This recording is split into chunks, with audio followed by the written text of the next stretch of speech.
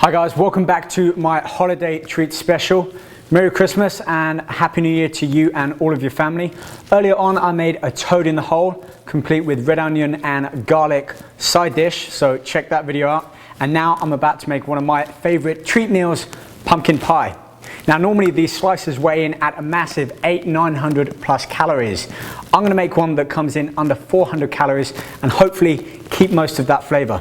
So I'm going to get started by first using a real medium-sized pumpkin pie. The first thing I need to do is to cut this pumpkin open. So a sharp knife here. I've got a bowl here. Now you can also use an ice cream scooper. That works just as well, if not better, but I don't have one here, so a fork will work just as fine. I'm going to take all of this stringy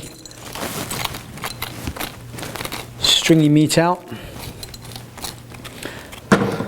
So I'm going to boil some water in that pan and now take the sharp knife and basically just cut these into segments to be able to submerge in the pan there. So fortunately this one is quite small anyway, shouldn't need to cut it too much. And again, I'm just going to cut them lengthways to make it easier to scrape the meat out once they've boiled. So once I've cut these in the water, they go for about 15 minutes just till they're soft to squeeze. And then of course this will be the foundation for our pumpkin pie filling.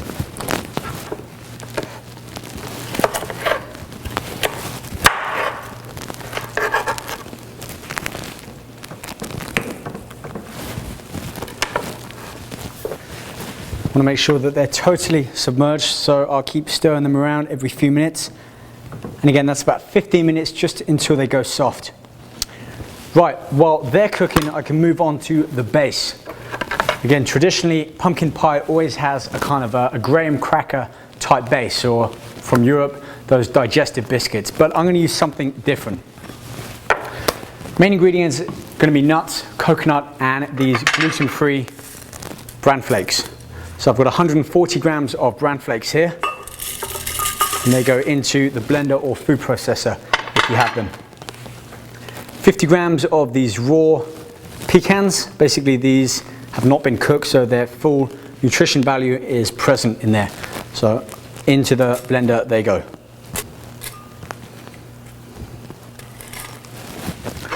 Then the coconut. This is organic raw shredded coconut.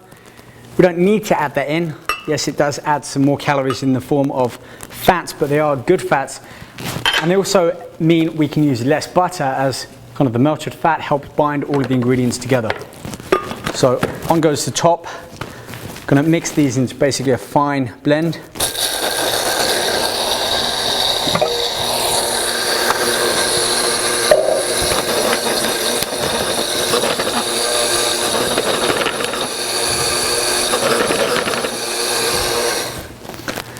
Now this goes into our bowl and acts for the foundation of our base.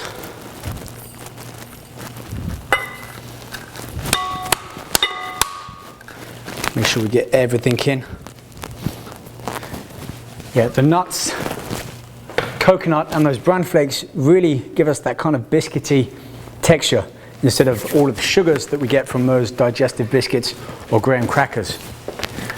Speaking of which, we do need to add a few more things, and that is brown sugar and some butter. Now, for brown sugar, I'm going to substitute the normal 100 grams I would use for only 50 grams of this brown sugar and 2 tablespoons of stevia, which is a natural sweetener, has no calories, and basically lose half the calories and the carbohydrates in the form of sugar that we'd get from the brown sugar.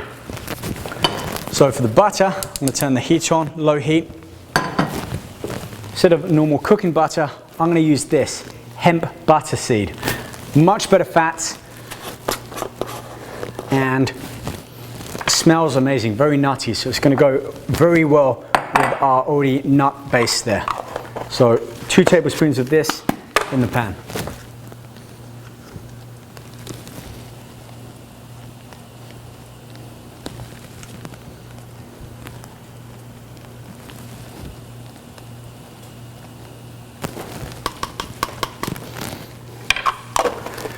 While that's heating up, let's get the brown sugar and the stevia into our bowl here.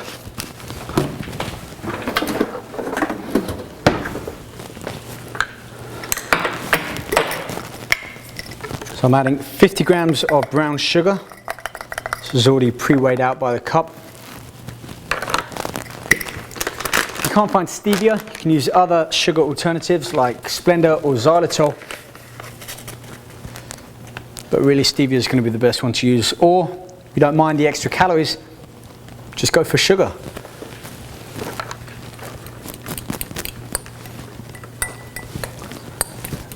Butter's nearly done. Now, once I add the butter into the mixture and bind everything together, I need to get the base ready. This is a 9-inch cake tin. This is parchment paper or greaseproof paper. I'm going to use this to line the cake tin so that when we put the base in there and then bake that, adding the filling, we've got something to lift it out of without having bits stuck at the bottom. So the best way to do this, get some non-stick spray, and we're going to line both. First the cake tin, down into the cake tin, and give it another spray so that our base doesn't stick to the parchment paper when we lift it off. Now, once I put the base in, I'll trim around the edges, leaving about ½ an inch so that I'm able to pull it out once it's cooled out from the oven. Speaking of which, I have the oven set at about 375 degrees Fahrenheit. We're going to put our base in there for about 10 minutes to cook. So let's add that butter and mix everything in.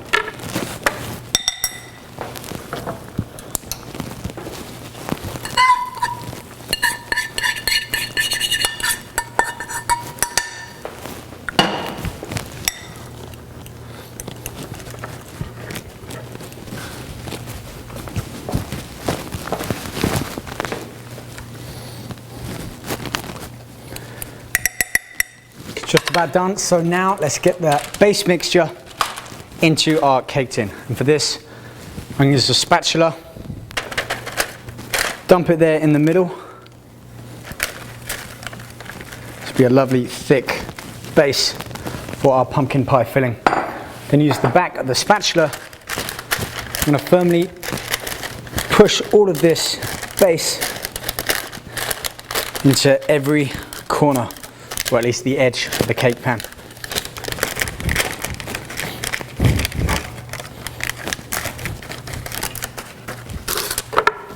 So now this base filling will go in the oven for about 10 minutes, 375 degrees Fahrenheit. And I'm just going to trim around the edge of this parchment paper here so that all of this doesn't burn. You've still got enough to be able to lift it out once cooked.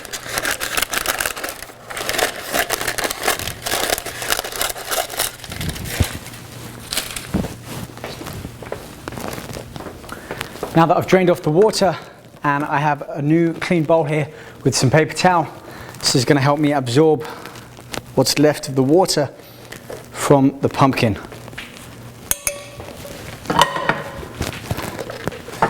Move that over, make some room here. Let's get a new bowl out, and then, still quite hot, but I'm basically going to take each piece of pumpkin cube there, just with a sharp knife, just slides off like that.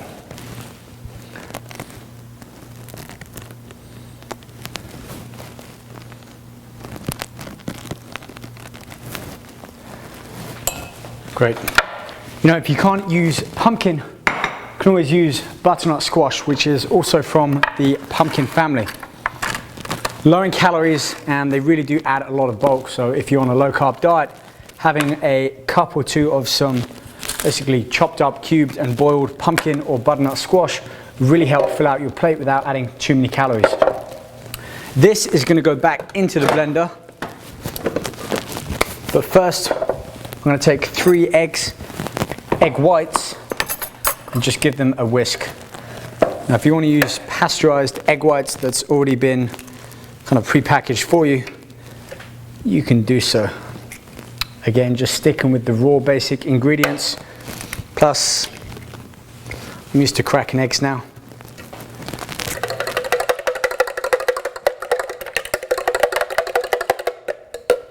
And these are going to go into the blender with the rest of the ingredients. Let's get the blender back onto hard ground. So scoop the pumpkin in there.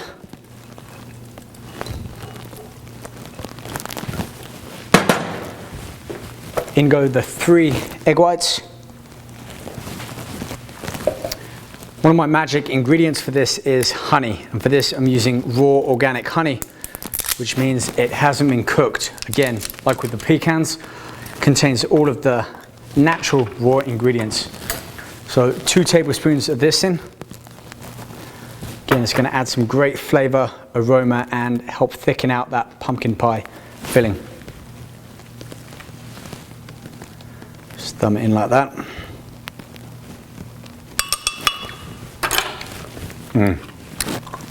It's delicious raw honey. Next, I'm going to add about half a cupful of almond milk. Again, this is raw. Raw almond milk goes in like that. It's got to be a little bit sweet, so again, I'm going to stick with my stevia and add about 1/3 of a cup in there. Like so. Half a teaspoon of cinnamon. Let's put that in. Again, just to bring all of those spices to life. And I've got some actual pumpkin pie spice here. About the same. About a teaspoon in there. All right, let's get the top on. Get it all blended.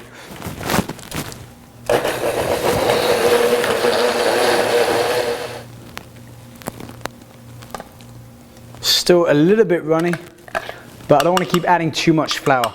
Plus we've got the egg whites in there, so once we put it into the oven to bake, that should thicken out and rise. So let's check on that base and get it out to pour our filling in. The base looks amazing and it smells so nutty, the aroma coming off. So this is the base, still a little bit hot, but it's really started to thicken out, which is perfect to pour our pumpkin pie filling on top. Now comes the final part of this recipe, and that's to pour the filling onto the base. So I've got my spatula ready. Just going to slowly pour it down into the middle, easing it out.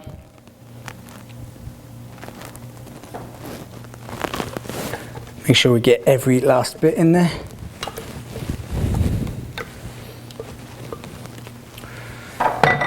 And just being careful to use the back of the spatula.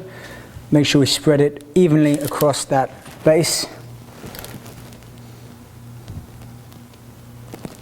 Now this goes in the oven, which I've preheated to 425 degrees for 15 minutes. Then we reduce it to 350 degrees Fahrenheit for a further 40 minutes. Finally, taking it out after those 55 minutes, near enough an hour, just making sure that it's golden brown on the top. And we'll do our toothpick test, which means inserting a toothpick into the center of the cake, and if it pulls out clean, the cake's ready. So let's get it in there.